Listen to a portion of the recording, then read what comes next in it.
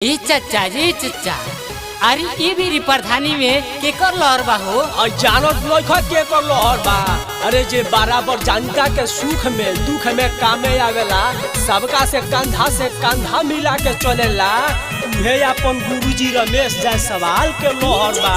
आ दादा हो दादा, लॉकडाउन में आदमी भूखमरी के शिकार हो गई रहल है। रमेश भैया सबके समय से लॉकडाउन भर खाना पहुँचावत रहने हो, इतना कुछ सहयोग कैले बाने। अपना बताव, इनकरा के आदमी वोट न दी तो का हे चोरवन के वोट दी? हाँ हो, हमनियों के आई नहीं के चर्चा बा। इनकर गनो आइल बा, ल सुना।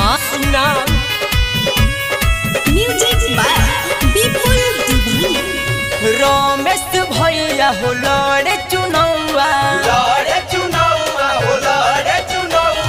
जिला जवर जन जन तटे गौवा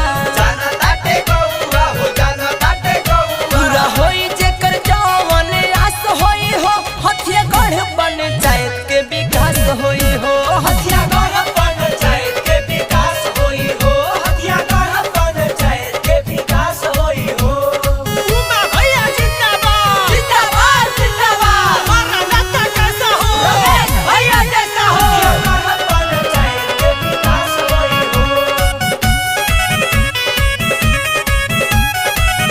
चाची भैया सुना औरी भौजाई,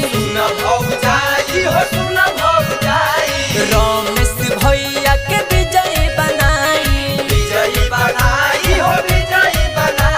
गरीब की कॉलोनी लोन पास होई हो, हथिया गढ़ पंचायत के विकास होई हो, हथिया गढ़ पंचायत के विकास होई हो, हथिया गढ़ पंचायत के विकास होई हो।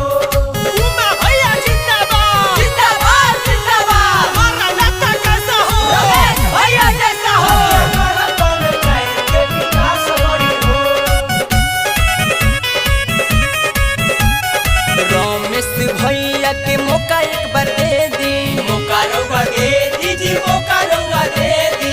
करिले सहारा हरदम बोला वेला जे भी हो, बोला वेला जे भी। रउआ सबके दिहलब की खास होई हो, हथिया गढ़ पंचायत के विकास होई हो, हथिया गढ़ पंचायत के विकास होई हो, हथिया गढ़ पंचायत के विकास होई हो।